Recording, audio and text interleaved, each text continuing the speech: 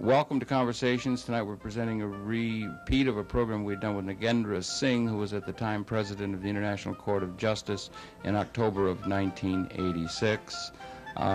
We do regret to inform you of the subsequent passing of Mr. Nagendra Singh, but his words are still as important today as the time in which we taped the program. Again, this program is from October 1986. Thank you very much.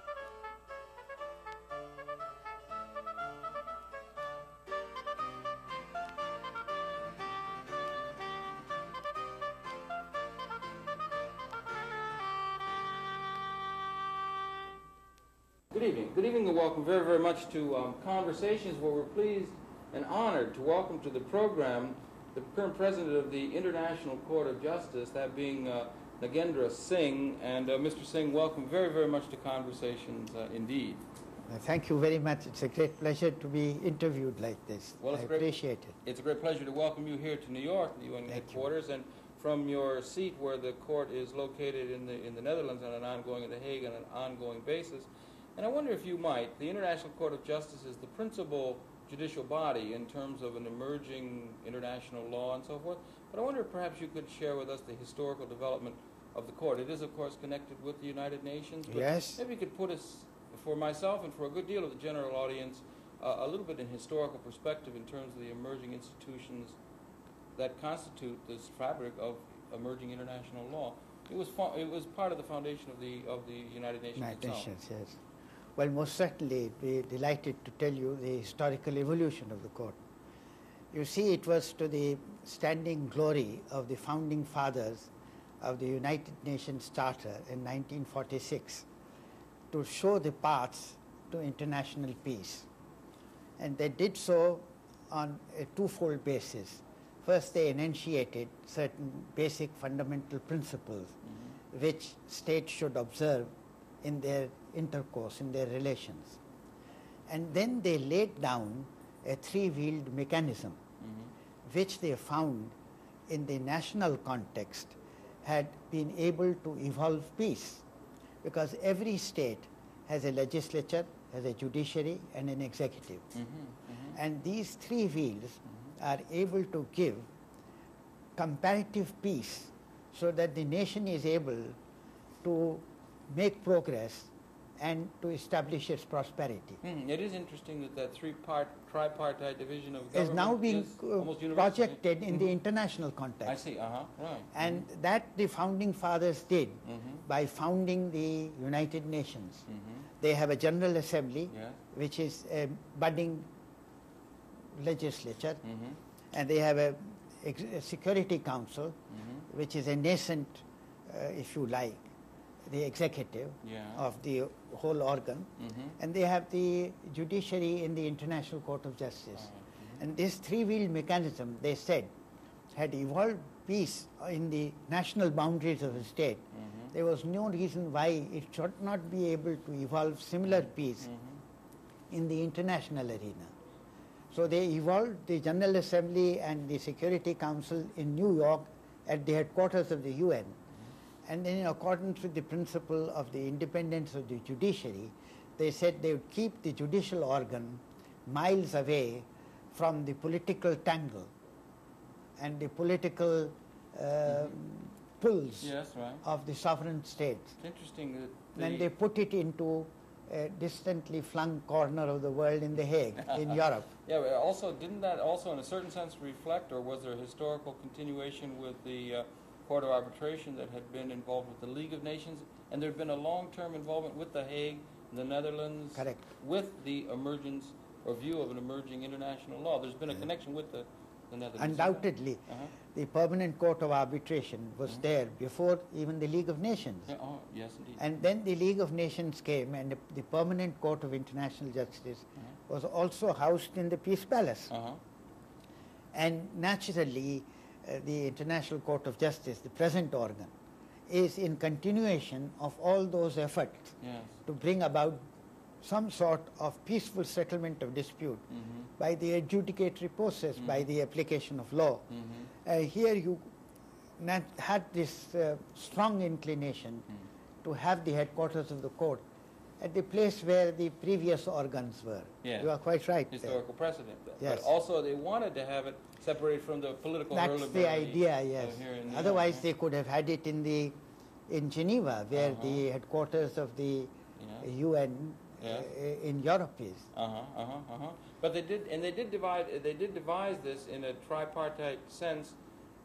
Was it viewed as, let's say, in the case of the American constitutional experience, a checks and balances between the three branches of government? That's not a fair analogy? It's not really... Well, I wouldn't say that the theory of separation of powers, that's the independence of all the three organs, was very much the basic principle guiding the setup of the United Nations, because the General Assembly elects the Security Council, and it elects the members of the International Court.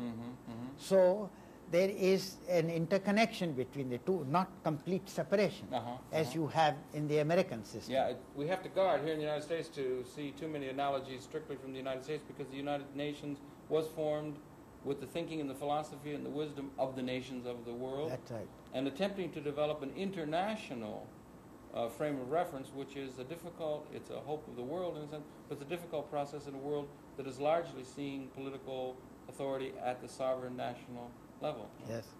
Yes. So it's difficult to do, to have a sense of an emerging international order,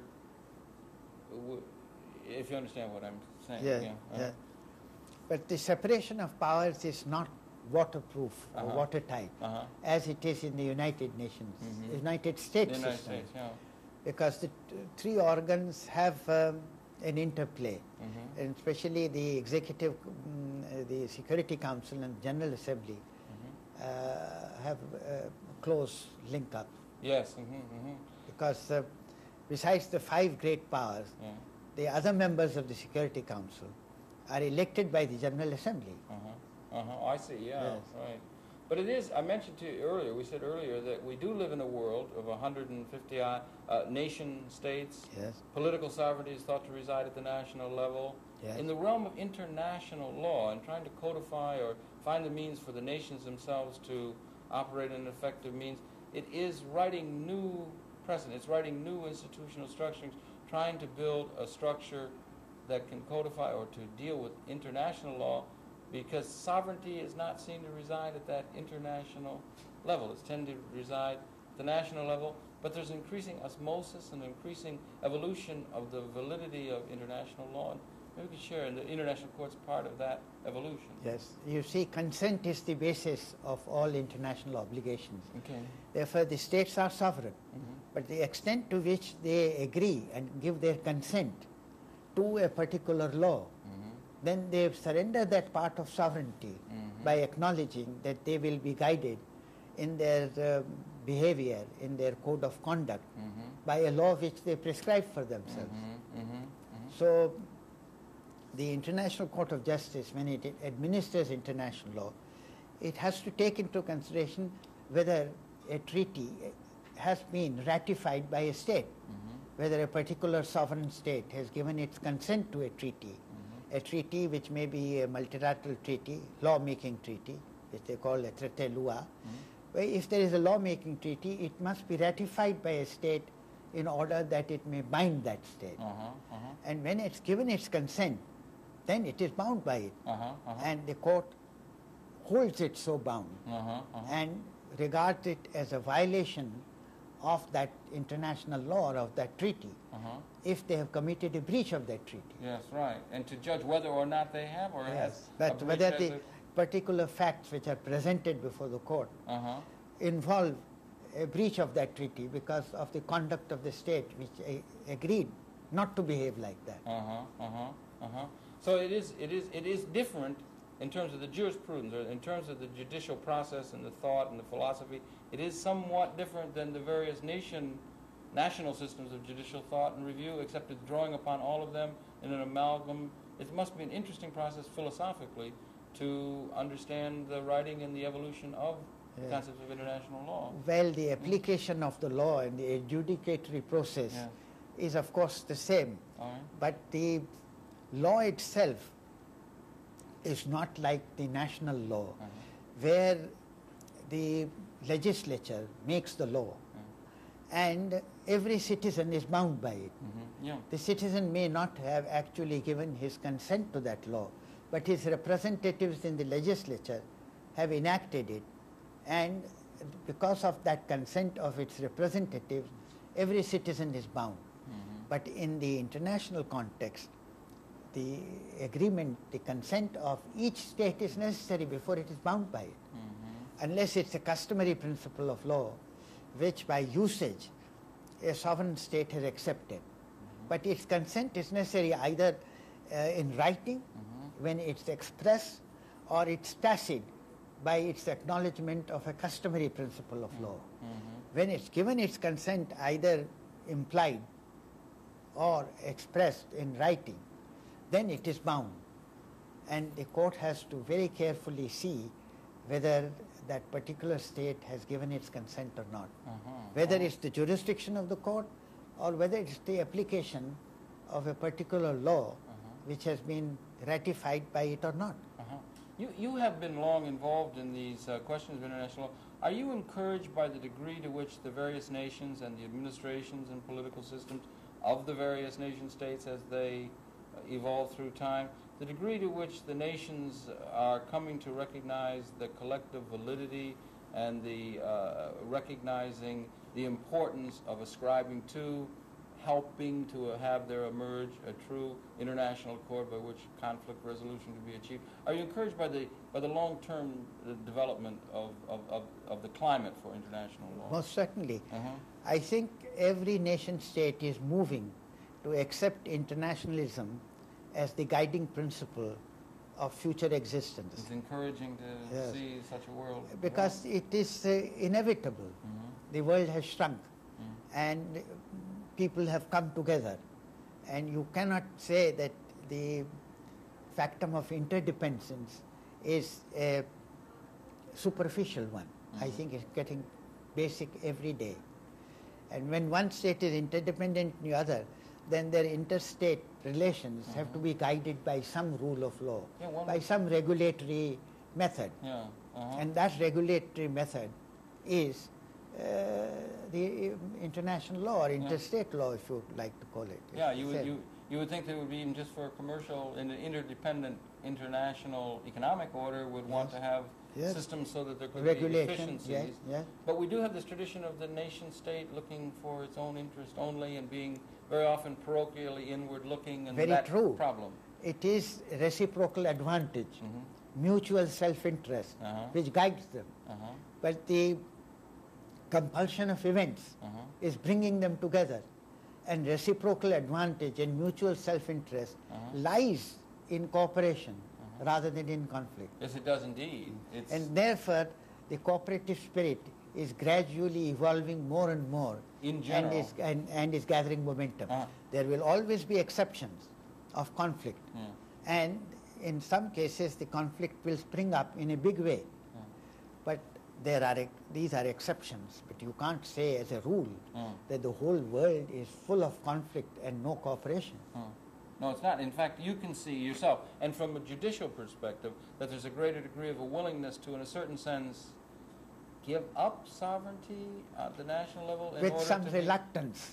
It's a difficult thing for a political leader to give up do, as sovereignty. you could understand, right? Yes, yes. And that's a required process in order for there to emerge a true international order. Is there be a willingness to give up some sovereignty on the part of the various nation states? And that is inescapable if you want to evolve an international order with some effective strength and with some efficacy.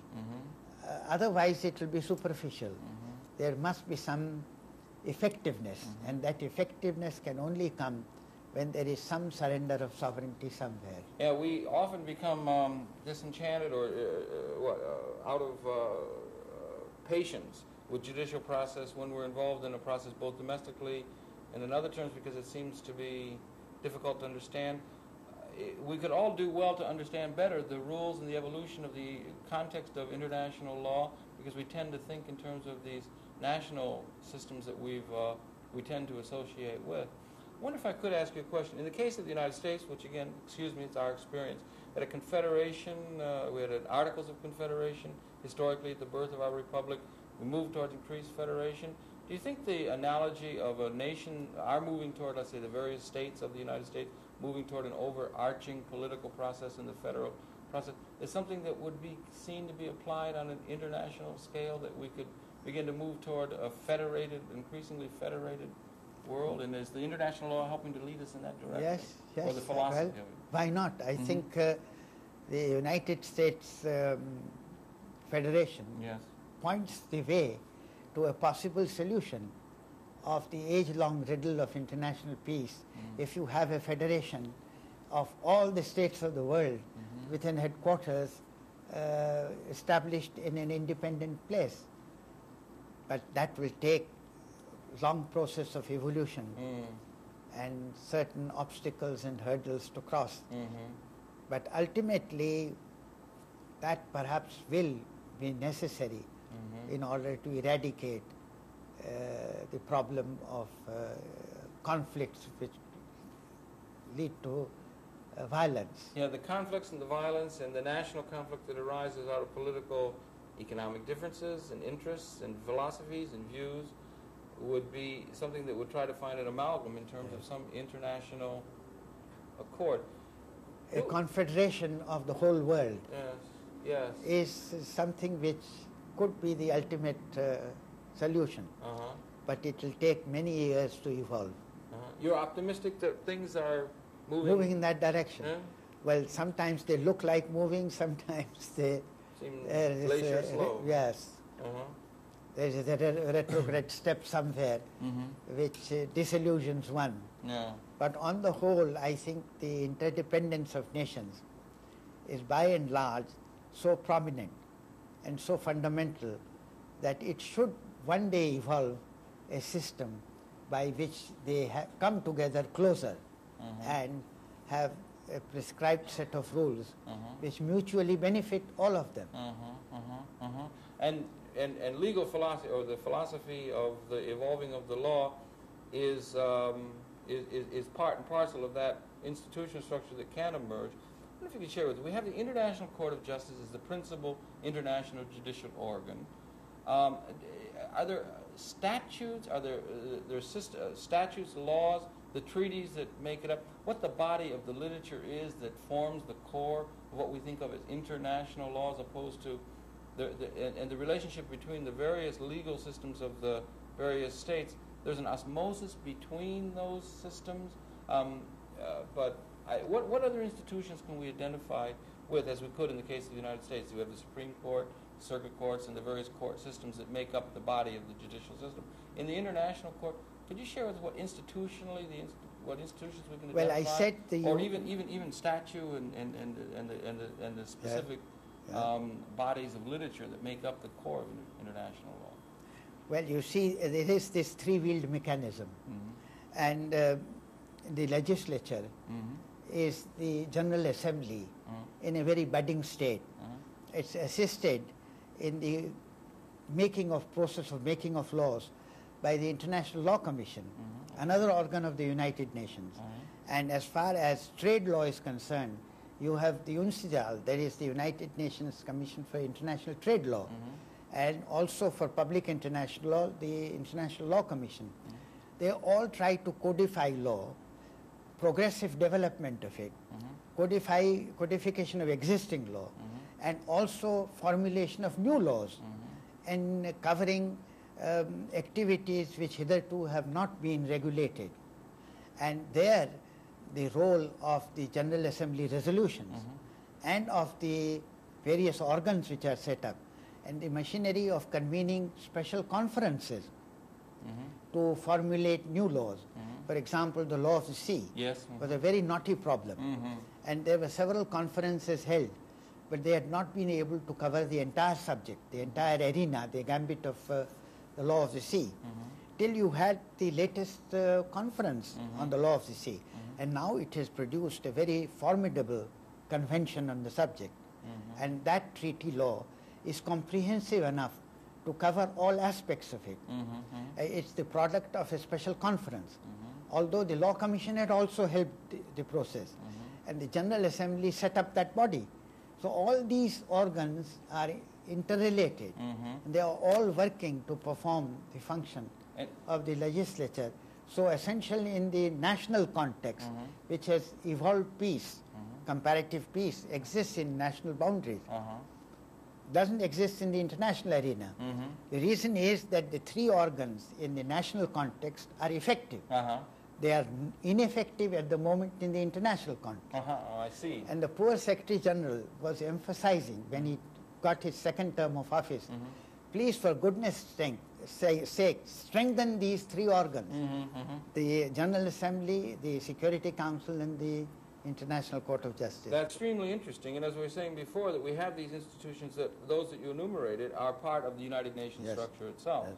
I wonder if you could share with us, we have the International Court of Justice itself in The Hague. Other systems of judicial nature where cases that would be brought before a court itself that could judge on a judicial basis a relationship between the nations. There are other systems of court systems outside of the International Court of Justice itself. That's the main one, but maybe just in terms of what courts exist to where these things are heard on an institutional Well, you see, level. courts can be constituted by states themselves coming together. All right. They can entrust their dispute or their problem to an arbitration, and then that is the arbitral court. It can consist of 3 members of the arbitration tribunal or 5, chosen by the parties.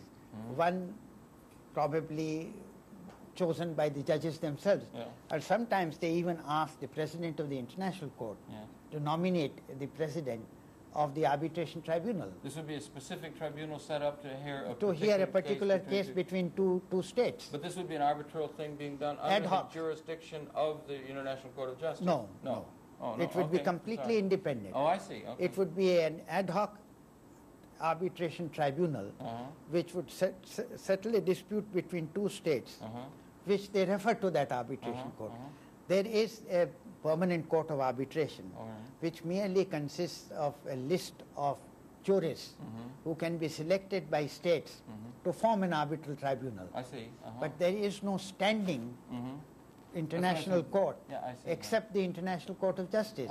The European Court is a standing, permanent, continuous court, like the International Court. I see. But it is regional. Only The region- International Court is the worldwide court. It has all the members of the UN as participants, as signatories to the statute of the court, and they can make use of the court.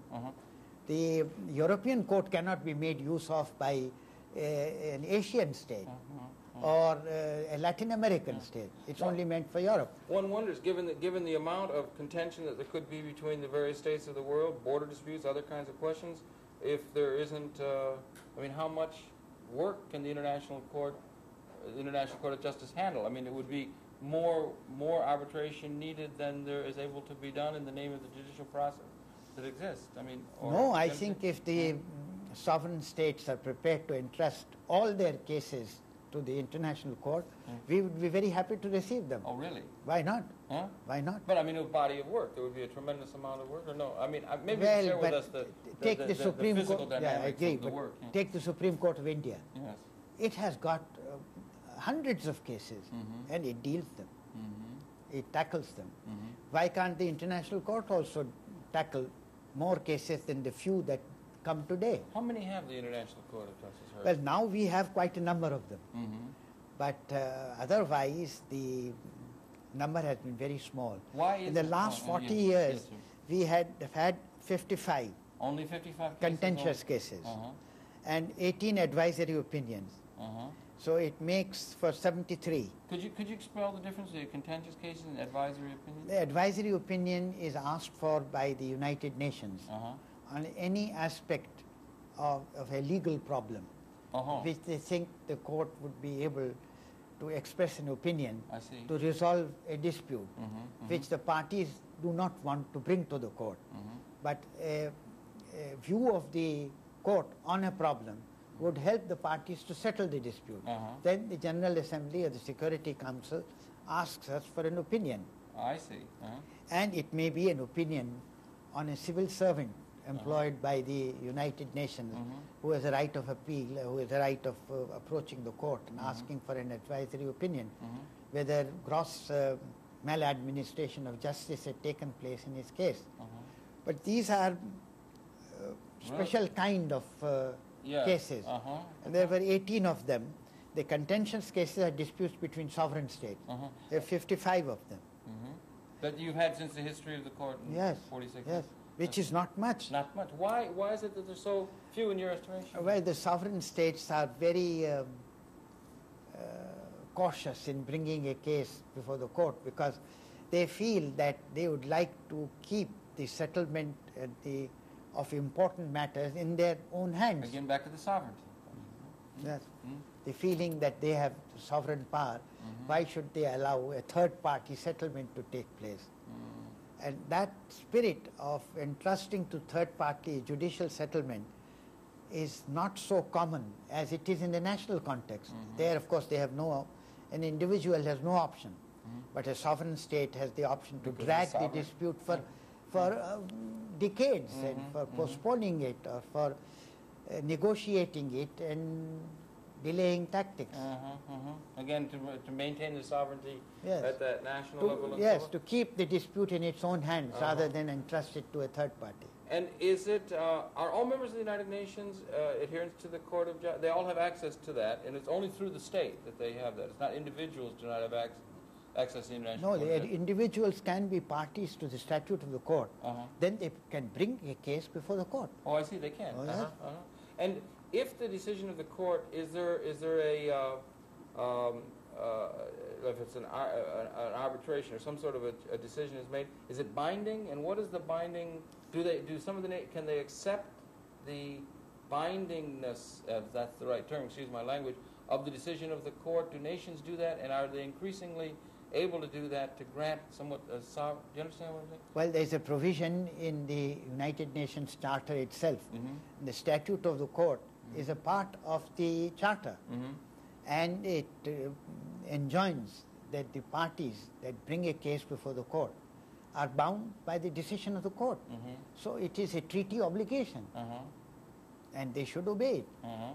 In arbitration, it's the basis of consent of both the states to refer the case to arbitration.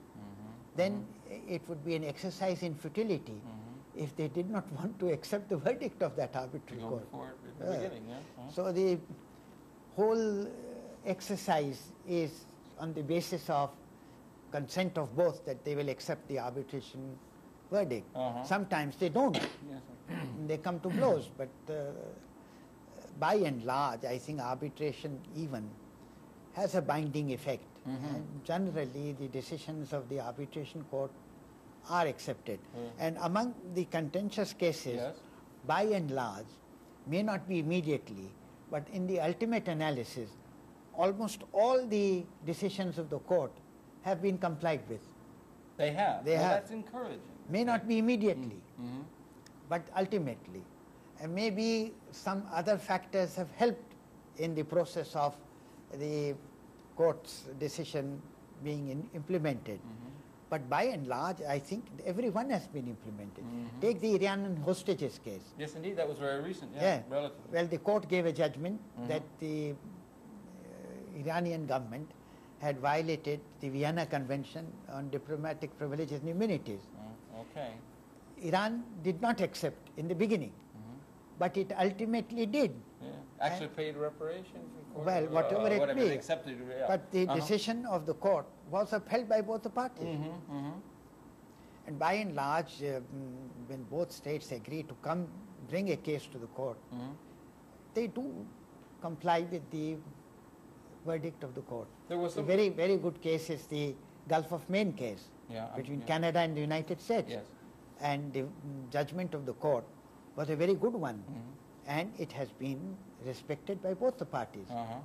It has, and most all of them have, right? Well, we had some problem with the Nicaraguan decision was announced recently, well, yes, right? the Nicaraguan is an exception.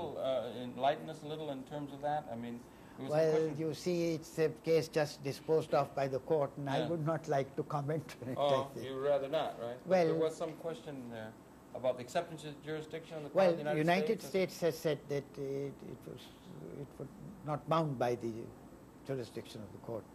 But I don't know to what extent they have made that a public declaration. So I wouldn't like to comment on it. Oh, okay. But the thing you have this question of 55K. You say there's more and more recourse to the court now, in your sense, that people are more and more coming, and that's encouraged. Yes. Yeah. Even you see your superpower, the United States, is basically a law-abiding country, has respect for the judicial process, Yes. and it has a great legalism in its civilization and culture. And it has brought another case to the court It has. immediately after the Nicaragua case between Italy and United States, which shows that they have still respect for the judicial process in the international context. Of course, your national Supreme Court and the whole legal mechanism of your state is par excellence an example of what the legal framework should be in the national context. But in the international context too, they have brought a case now, very recently. And they have clearly demonstrated that they have respect for the judicial process, which is most encouraging. And the court has appreciated it. We have going to have a chamber jurisdiction to settle a dispute between Spain and Italy in a matter which concerns two private corporations. And maybe you could share just some of the mechanics. There are 15 members on the court, is Yes. that the concept? And each one is of a different name. Maybe just that there's 15 members to the court? Yes, 15 members of the court representing different regions. The composition is the same as the Security Council. We have 2 from Asia, 3 from Africa, 2 from Latin America, 1 from East Europe, 2 from West Europe, and 5 great powers. And of the cases that is there more desire for people to bring cases before the court than there is time for the court to handle, or is it the other way? Oh no, I wouldn't say that. No. No. We are quite prepared to handle as many cases as you bring, but let's see how many you can bring. And there people more and more are doing that in order to bring conflict resolution to the judicial process, and you're encouraged by the fact that there's a greater degree of that than there has been historically. Well, there have been periods of ups and downs. Sometimes we have had very linear, 1 case in a year, and even no case in a year. But now there are a crop of cases. At the present moment, we have about 4 cases coming within the last 6 months. 2 for the chamber of the court and 2 for the full bench. You're going to be very busy. Yes. It's going to keep you very busy, but that's fine. And there is evolving body of international law because it's a dynamic, as is in the common law, it's a dynamic that's growing all the time. And a greater degree. Are more people, do you think, I wonder, like in law schools and people coming along, is there more and more attention given to international law as an area of specialization or of understanding in recognition of the increased interdependency of the world, do you think? And are you encouraged by the fact that there's a greater context of thinking of the law in international terms? There is. I think there is, in every nation state, a great urge to study international law. And I was recently in China, and I found that the foreign minister and the vice president of the House of the People,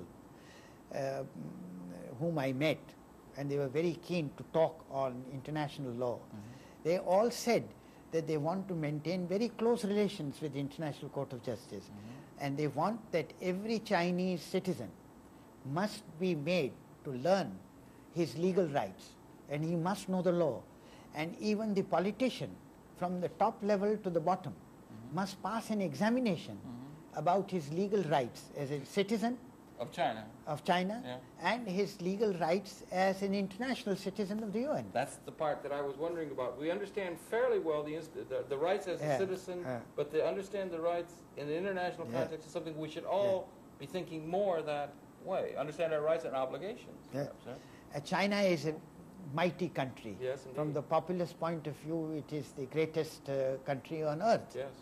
And I was told by the Peking University, who gave me the great honor of giving me a Doctor of Laws degree, which they said they had never given it to any foreign national up to now. Well, congratulations. I was greatly honored. Yes. And they said that the largest number of students were in the law faculty. Is that right? Yes. Yeah, that's encouraging. Yes. Yeah. And that there were a number of students who were studying international law. More. Well, not more than the national law, but far more, about 3 times more this year than they were in the previous years. And that is more, that's very appropriate. That I think is very encouraging. It is indeed. Well, we want to continue with more with this, but thank you very much for that. We'll come back and we'll talk some more about this because it's an interesting, evolving field, and we also are very anxious for ourselves and for the audience to see this plaque that you presented to the United Nations, which is a very handsome one. We want to make sure that we can get that in and vault. Very well. We'll do that, but thank you very much then. Yes, I would very much like you to display the emblem. Yes, let's see if we because can in do the that. corridors of the UN, the court is nowhere physically represented. As you know, we are placed thousands of miles away in the Hague, and out of sight, out of mind. Yes, right. And the great representatives of the people who move in the corridors have nothing to remind them that the judicial organ exists. They should have something. So And my now colleagues thought that the court, the UN must have some physical symbolic representation. So I presented this symbol. Well, see, we can't show the people that. We want to try and do that. Okay, here we are. I was saying this is the plaque that you were saying that is going to be presented. Maybe you can share a little bit with us. Please. It's, Any questions you want to ask me? it's a very handsome piece. Well, I'm glad you appreciate it. It's a handicraft work, Yes. and it took them nearly 6 months to make it. Not many machines that have been employed to Perhaps cut if you it could out. step over here, we could let the camera see the Yes, whole... the whole emblem. Yeah, there. Yes. You can see it. It's a very, very handsome work. It was done actually in India? It was done in India throughout, yes. Was there a principal artist, or were there a group of people that There were a involved group in of people and a firm, handicraft workers. They have a cooperative, and they did this job for me. And I'm glad that it is appreciated. It is solid brass. Solid brass. Maybe we could just... Yes. Oh, yeah, right. Yeah. And it weighs 183 kilos. Really, that heavy? And it is the design, it's the logo itself was from before, or they fashioned it, but did they fashion the logo? Well, you see, this is the seal of the court. Yes, I see. And I gave them the design of the seal, and they have copied it out. Oh, I see, yeah. And it's very good that this be presented because this is the only symbol that we have of the court, which is so far away, right? In the UN, yes. And In New York. That's good. And this is a place of honor where it will be. And there's going to be a commemorative ceremony to do On this. 15th October, that's right, yes, quite right. You're going to have the Secretary General and Secretary General, and the President of the Security Council, the General Assembly, and the 2 other sister organs, Trusteeship Council and the ECOSOC. I hope all the 4 presidents of these organs will be present. Yeah, you've got the whole world depicted below, right? Yes, right, yes. And it is the World Court, you see. It's the international court which takes cases from all parts of the world. Yes, indeed. It takes the Not purview regional. of the whole world, and Whole so it's world. got to have the whole world, and then the scales of justice at the top. That's right. Yeah. Well, it really is a very, very handsome thing. It's in French and English. Those are the 2 languages of That's the court. right. Those are the 2 languages of the court. Well, it's a really very, very handsome piece, and it's a big addendum to the United Nations. It's Well, appropriate that it be here because there's not enough presence of the Exactly, court. The importance exactly. of the court is not perhaps as well felt here in New York as it should I be. hope it will be felt by the presence of the seal of the court. Yes, indeed. Let's hope that it would. Yes, we're talking then with Nagendra Singh, who is, of course, the president of the International Court of Justice, the main and mainstay of an evolving international law and institutionally and so forth. And I wonder if I could ask you a general question, if I might. Please. I mean, the understanding of the institutions of an international law, a law that could bring peace among the nations and so forth, is very, very important because it's the basis for which there can be a non-conflict resolution of conflict in the world and so forth. It probably is not well enough understood by the general citizenry in terms of the importance of it. Do you agree? Are you optimistic that people are coming more and more, let's say in the general society, to understand the importance of the institutions that make the bulwark of our international law system? And secondly, are we coming to think internationally perhaps as much as we ought? Just in a general attitude. Well, I general think philosophical view. the sense and the knowledge is developing fast. Yes. People may be still ignorant of certain things, but I think by and large they are better equipped today than they were a decade back. Even a decade. A decade back, most certainly. Maybe a few years back it's difficult to say, but a decade back certainly the ignorance was mighty. But now the ignorance has melted, and I think there is a greater keenness to come together. And the objective of peace is really the objective of humanity today. In fact, all human civilizations have striven hard to bring about international peace in the world. If you take the earliest civilization of ancient history, you had the concept that if there was one sun in the sky, it would be peace, there would be peace. If there were two suns, they would conflict. So there should be one man's rule or one state's rule throughout the world. And that idea inspired great monarchs and emperors like Julius Caesar, Alexander the Great. And that concept held ground even till the 20th century. You had resurgence of Hitler. Yes, yes. But now that method of devising peace has been buried deep into past history, and I hope it will never be repeated. Then there was the idea there was one religion on earth, there would be peace. There was the theory of Christendom, followed by the theory of Darul-e-Islam. But it has brought a lot of bloodshed and misery. It has indeed. Yes. Wars of persecution, 100 Years' War, crusades, and so on. Then it was commonly believed that there should be one politicalism throughout the world, and there would be peace. But that also has been proved to be a mirage, because there are like-minded states having the same political philosophy entering into warfare. Yes, yes, indeed. At the moment. At the moment, and in the past. Yes. So that also is to be shelved aside. And what has been evolved by the United Nations Charter is the principle of coexistence, that nature thrives in diversity. You cannot have uniformity. And democracy believes in respecting the views of individuals, whether they are expressed in political creed or in terms of political philosophy. And therefore it would be a democratic approach to allow each state to maintain its position, but then it must not interfere in the affairs of other states.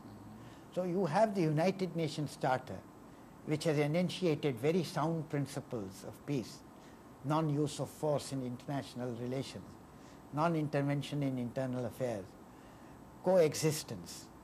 And that is now becoming more and more popular and accepted. There are some states which would prefer to have like-minded political philosophy. But I'm sure that the principle of coexistence is coming to be accepted more and more. Then you see the jurists came and they thought that they would be able to outlaw war. And you had the very famous Calabrian Pact? The Calabrian Pact, exactly what you're saying. Yeah. It was a landmark in the history of the evolution of world peace. And the Calabrian Pact, or the General Treaty for Renunciation of War, was a great idea, and it did for a time catch the imagination of the sovereign state. And Monsieur Briand respected it so much that he walked on his legs, they say barefooted, but to deposit the ratification of the treaty in the Wilson Palace in Geneva. And a lot of states came forward to accept the jurisdiction of the court voluntarily in event of a conflict. All that was a great landmark, but the Calabrian Treaty could not be effective because it did not have an international organization to back it. It didn't have an international organization or an enforcing procedure? An enforcing procedure. The United Nations has gone a step forward. It is not merely a treaty, but it's a constituent instrument. It lays down the foundation of an international organization. It doesn't have an enforcing policy? Well, and it has also some methods of enforcement, yes, like sanctions, yes. that the Security Council can take measures and sanctions against states that are defaulting and are not complying with the treaty, which is the charter regulations. Maybe it is caught in a paralysis because of certain difficulties of procedure, like the veto of the great powers. Yes, indeed.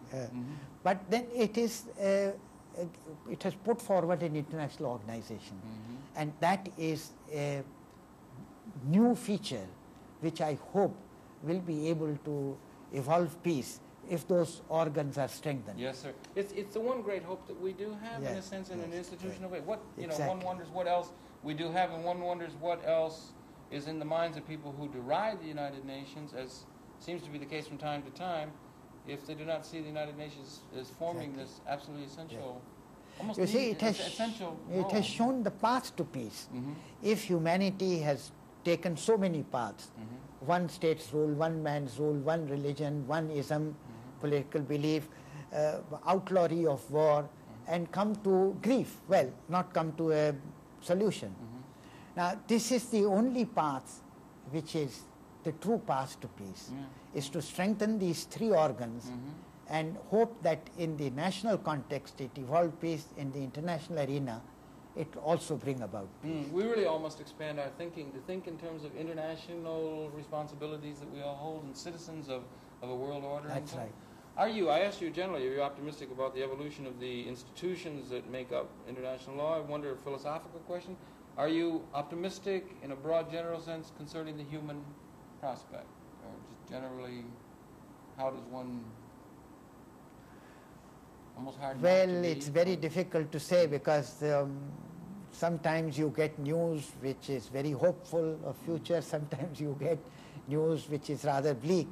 But I am very optimistic. I think by and large, the human understanding is that you cannot fight and destroy the world.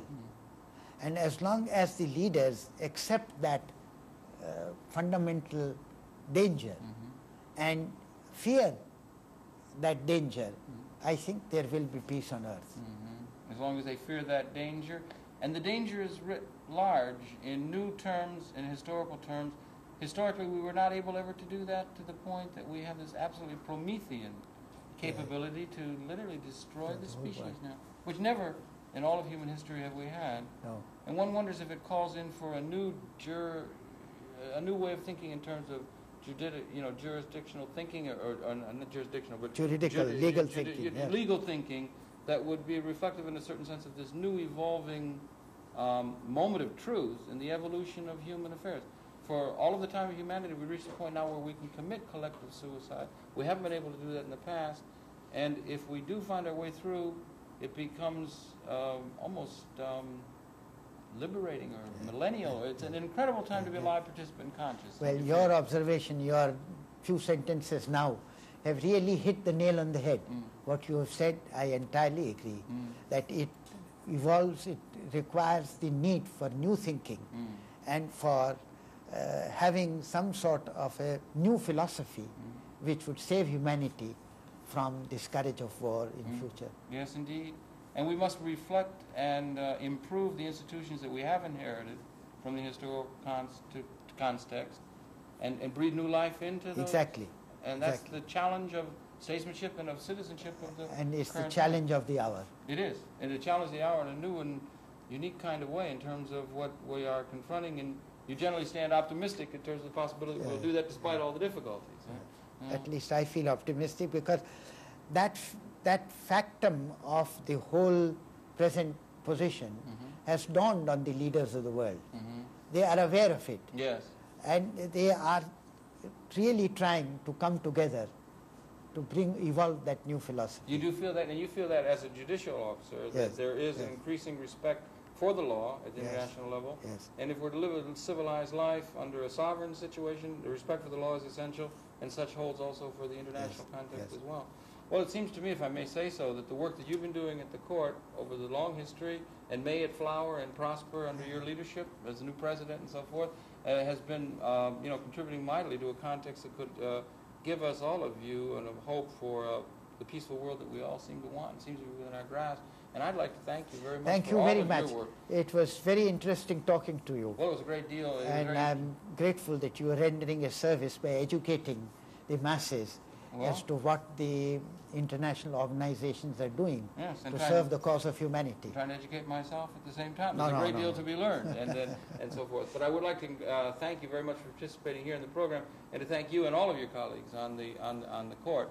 And to say, if I may, again, in the cable television audience, to remind you, it has been your pleasure to have the very succinct, relevant perceptions of the current president of the International Court of Justice, Nagendra Singh, who is the president of the International Court of Justice, the major judicial body, as it were, in terms of the evolving international system of law that we all need to have some understanding of as we begin to think ahead.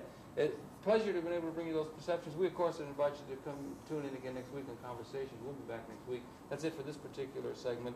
Thank you very much for viewing again, Mr. Singh. Thank you very much. Thank you very much. Good night. We'll see you next week.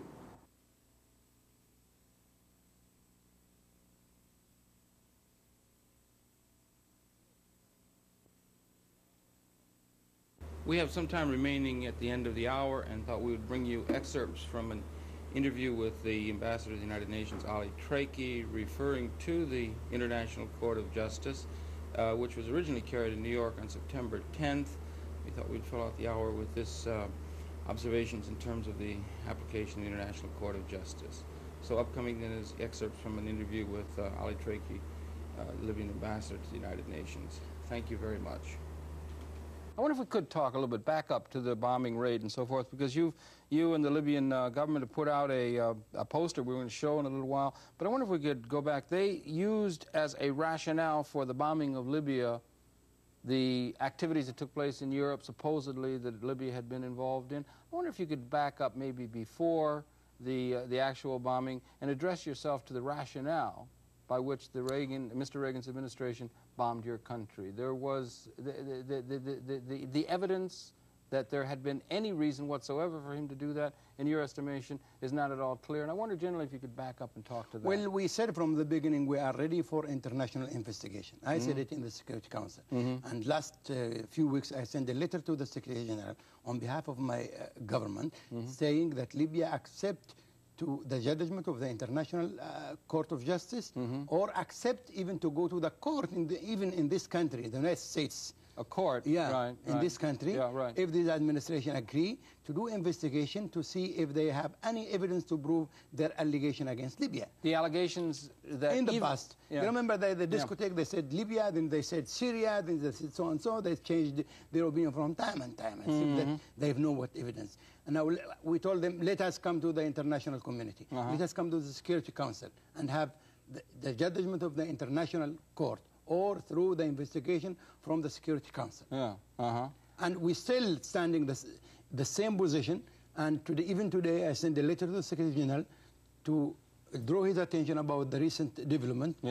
And asking him to tell the United States to accept the international body, or to accept to talk about this. And the response has been, as far as you've been able to get it from the American administration? Not at all. And the response, instead of sending General Walters to Libya to talk about relation, to talk about having normal relation, to talk about fighting together terrorism, they sent him now to Europe to instigate the Europeans against Libya for more sanction against Libya. Talking again to the American people in a very real sense, then, to say that the evidence that was brought or was alleged by the Reagan administration in order to sanction the bombing of your country, in your estimation, was totally false and had no basis of fact, and you would be willing to put the evidence before a judicial body that could come to an arriving at a conclusion of what the facts in the case were, and you're ready to submit to that? And in your view, the United States is not? That's important. That's serious question. And we're challenging them to accept to go to the International Court of Justice. Of course, at the United Nations is a hope of the world in a very real sense, in terms of the nations which have conflicting interests and views of the world being able to find a commonality, a purpose that might be able to allow us all collectively to survive as we begin to move ahead, given the terrible weapons of destruction that there are, in the world and so forth, the institutions of the United Nations could serve well. I'd like to come back, if we could, to the fact that Libya, and you could say so in the name of your government and so forth, is willing to submit these issues to the World Court of Justice or to a Western or international court in order to get at the facts rather than have it be a matter of posturing back and forth between nations. Well, as you said, rightly said, now, these elements, anti-peace element within the administration, when they realize that coexistence or any meeting schedule between the two heads of states of the two major powers, like it was in Geneva, they try to create a problem. When they are realize that this negotiation between East and West, between the Soviet Union and the United States, it is about to result of something concrete, they encourage about the invasion of Libya. Then the Soviet Union stopped or they postponed their meeting. They postponed the meeting at the time. Postponed the meeting with President Reagan. Now the negotiation started between Soviet Union and the United States. We may be leading to a summit. Maybe the summit will take place. The two foreign ministers will meet in September. Then before this, they will try to create another problem, attacking Libya. Then attacking the scapegoat. Attacking the scapegoat again to prevent such entente, such meetings between the two major powers. We said clearly, we are a peaceful country. We are a small country. But we are very keen of our independence. We are ready to talk. We have no complex of talking. Putting the facts on the table. Directly, to put the facts on the table, directly or through the United Nations. We should not talk through missionaries, business people or others. We should talk directly. And if they are keen of peace and security in the Mediterranean, if they want really to avoid any bloodshed, let them accept to talk. If they have any evidence, let them accept to bind by the international organization and come to the United Nations Security Council or to the Court of Justice in La Hague. And let us. And I can declare now we will accept any judgment from the Court of Justice of La Hague if they said that you will abide by the decision. That you announced that up front. And there has been a suggestion officially to the United States government, exactly, and there's been through the United Nations, and there's been an ignoring of that proposition by the United States. And I said it openly now. Right. You said openly right here. Our government, we are ready to bind by any decision from the international court. Are you optimistic that the United States might be willing to go along with putting it before an international court of justice or any other court agency, particularly given its attitude in the case of Nicaragua? I still believe that the president should be taking the matter seriously.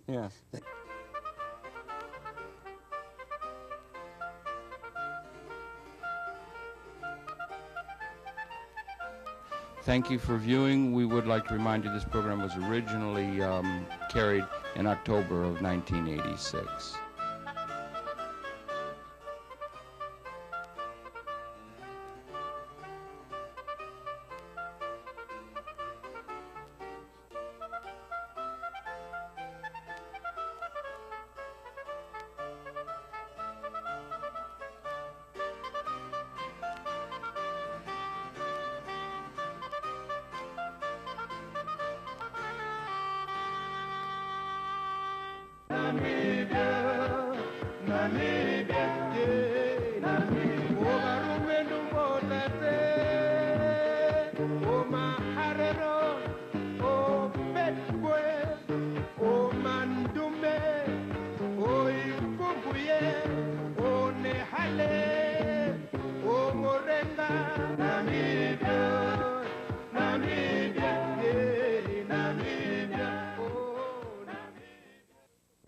Years ago, the United Nations wrote and adopted the Universal Declaration of Human Rights.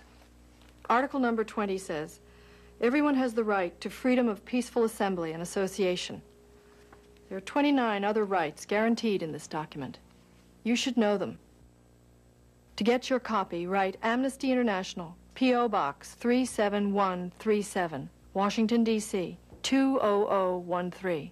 If you don't know your rights, how can you defend them?